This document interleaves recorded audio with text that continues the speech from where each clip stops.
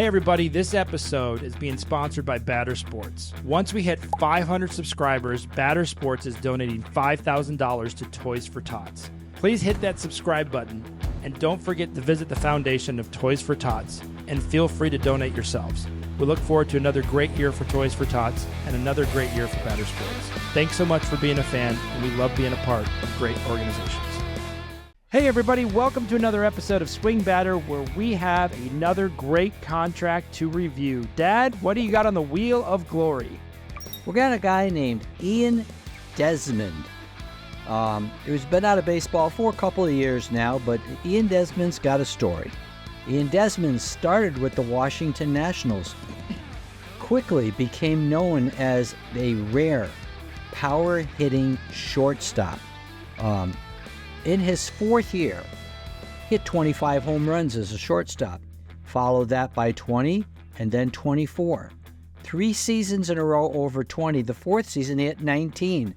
His RBIs went between 73 on the low side, 91 on the high side, and he was an all-star because they didn't have many shortstops could hit home runs like that. Unfortunately, in his last year with the Nationals, that one was a bad year. His average dipped to 233. That's when he hit the 19 home runs and only 62 RBIs. But the worst problem was all of a sudden he started making errors. He committed 27 errors and became a free agent, but now he was going to have to play a position other than shortstop. Nobody wants a shortstop making 27 errors. But here was a power-hitting guy, and he was an attractive person as a free agent. Yeah, what was interesting was that he was stealing over 20 bases a season with those teeny little bases that they used to have back in the 4 long days of MLB, back in the 2000 teens when the bases were tiny and people got run over all the time. So who comes in to pick up this contract? Because let's see, I've got a plumber and I've got an electrician, and I should hire them both to do the same job because they both deal with pipes, right? So let's just hire Ian Morgan Desmond, the 23rd, to play first base in all of his dignity, because nothing says power-hitting first baseman like 19 home runs. But at least he hits for average, right? Well, in the beginning, the first shot, 2016, the Texas Rangers signed him, but they only gave him a 1-year deal. So he did. How did he do it? He must have done well in that one. They dropped his pay down to $8 million. He was making more of that with Washington. Now, in 2016 with the Rangers, he did come back to 22 home runs and 86 RBIs, and his average was 285. Those are better statistics going into free agency, which he did in 2016. I wish we had a number that would prorate what a batting average was in before 2020. Like if he was batting 285 in 2016, what would that translate to in 2024 numbers? 375? You add 100 points onto it? Because honestly, like if somebody's batting 275 in the 90s, he's not getting a contract. I might get drummed out of the league. But today, if you're batting 215, sign him to $30 million. Sign him to $30 million. So all you have to do is look at Nolan Arenado. Look at some of these players that are still playing. Their averages were very good in these seasons. Their averages today are not that great. So what's the deal? I don't know. But you're not wrong about the money. They're giving it away because they make plays when it matters. Ian Desmond was an all-star with the Texas Rangers. Yep. And so when the Colorado Rockies came along to sign him, they said, well, listen, what's the deal? Why he's turning 31 this year. And so what do we have? We have a couple rules in Swing Batter. Don't trade with the Braves and don't sign batters after 30 years old to long deals. So what did they do? They signed him to this deal that was 5 years. He's turning 31. Signed him to a 5-year deal for what? $50 million? No. $60 million? No. $70 million over the course of 5 years. Now, here's when you have to ask the Rocky GM. because the Rockies GM is looking at their team. They have Trevor Story. They have Charlie Blackmon. They have DJ LeMahieu. They have Nolan, the best third baseman in the world, Arenado. Right. So they have a loaded roster. And they go and get Ian because they needed a first baseman. Now, in the land of free agency, when you were looking at the talent that they had and the hitters that they wanted, they needed the push because the Rockies are all in on hitting, not so much on pitching, and they thought this would lead them to the promised land, which they were able to get into the playoffs with this team after they added him. However, if you look at free agency and that season, and if you were to look at players that may or may not have been available or what you could have done with $70 million to say, I don't know, your bullpen, starting pitching, because the team was already loaded. And the argument that we always have is you sign a veteran, which you kind of didn't need a veteran, but they signed one. Was he better than the minor league guy they could have brought up for first base? Or was this they signed Mark Reynolds, and they put him in the minor leagues on a minor league deal. And he had a high strikeout rate, but he hit 30 home runs. Mark Reynolds became the first baseman, sending Ian Desmond to the bench because in that year, as Todd said, Mark Reynolds hit 30 home runs and drove in 97 runs. So first base was no longer open for Ian Desmond, and he had to try to play in the outfield, where they had a great young outfielder named Carlos Gonzalez, who everyone loved. They had Charlie Blackmon, and they had another guy who was a great contributor, Gerardo Parra. And Ian Desmond had problems even finding a place to play. Well, for $70 million, you find a place to play. Yep. This is on the GM, though. If you're listen to what we're saying, the guy you signed to a minor league deal outperformed the guy you signed for a masterable 5-year, $70 million deal. And as this deal starts, it starts off pretty poor for Ian because he can't find a place to play. But I guarantee you the GM is on the phone with the manager going, we got to find a spot for him because he sure as heck can't sell this deal. Like they can't trade Ian away. They did squeeze him into 95 games, whatever that means. And he came back with a whopping 7 home runs and 40 RBIs. So he was injured, though, that year, right? Well, I hope so. He only played 95 games. Yeah. I think he trying to play it. Yeah, I think he had a number of injuries in 2018. What happens when you take a first baseman and you put him in the outfield? You know, the legs, the wheels of the motor don't run as often as you would think, and then the outfield in Colorado is rather vast. It's one of the larger outfields.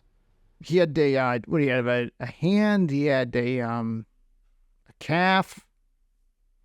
You know what he had? He had injuries on Pokemon cards, and he would walk around the stadium and try to collect them. And then he would, try to figure out how to get out a plane. And that's basically what he did, in 2018. Well, the next year, they did get him in 160 games, and he hit 22 home runs with 88 RBIs. Now, those sound pretty decent.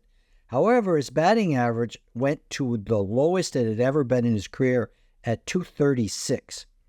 The next year, the third year of his 5-year contract, and we're going to find out the final year he ever played, he got in 140 games. He did hit 20 home runs, but the RBIs dropped from 88 to 65. And after 3 years, that was the end of Ian Desmond in Major League Baseball. He only stole 3 bases. So for those watching at home and don't remember baseball very well, the Rockies did in fact make the playoffs in 2017 and 2018. 2018, they eliminated the Cubs and proceeded to lose in the next wild card round, but they did make the playoffs with that team of all of the Bash brothers. They were really, really motivated. They did a really good job. Ian Desmond did not surprisingly do well in that postseason, batted .083 in 2018. So that year he played 160 games, stayed healthy, played the whole year. He really didn't perform in the playoff series that they needed him to, but that's his life. We always know the postseason is difficult. So the Rockies did make a push.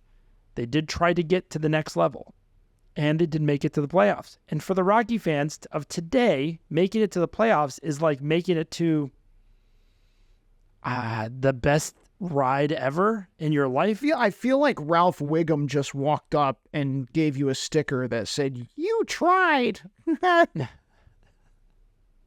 The Rockies are not making the playoffs again. They usually don't. We usually eliminate them first at the beginning of the season. And this has been a problem for the Rockies for quite a while. But back in the late 2000s, for those that are not too far removed, they actually did make the playoffs, and they were very competitive. They had, some very good seasons. Ian was a part of those. But golly, when you look at the money that they paid him, the free agency, how he performed, the problem that you have with these deals is, could you have gotten something a little better, a little more spice? But wait a second. I thought he signed a 5-year deal. Surely in 2020 and 2021, he came back and provided some sort of value to the team that had spent so much money. Well, he did provide value because he told them, because of COVID, I'm not going to play, so you don't have to pay me. That was a great deal for the Rockies. Their best part of the deal is him not playing because it saved them money. Yeah, that's true. But what about 2021? I mean, I know a bunch of players did that in 2020, and I think he had 4 kids and his wife was pregnant with the 5th, and he just didn't want to risk it. And it was 2020. It was a little hairy, and we had cardboard people in the stands, and we're trying to figure it out. But 2021, he must have come back. He did not play. He forewent the last 2 years of the contract. So they didn't actually have to pay him $70 million, but they did have to pay him for 3 years where even if we were on his side, he contributed okay, with 88 RBIs 1 year, but not worth the dollars they were spending, especially when you consider offense in Colorado. You're going to get inflated numbers.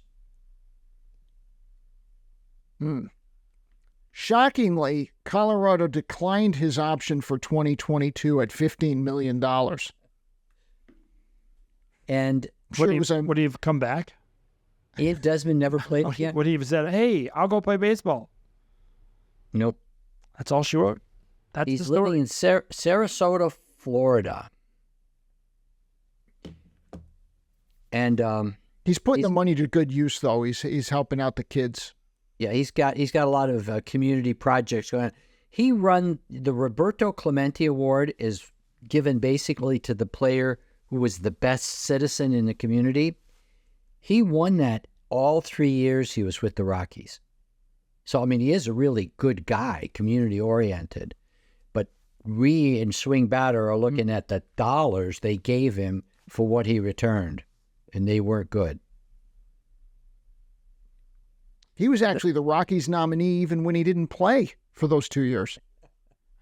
Good guy. He's a great guy. Yeah, the hard part of these contracts is it's not just the money you spent on a player. It's the money that you allocated, because once the GM spends those dollars, he's like, I have this much to spend in the offseason. They spend it, and they don't get anything else.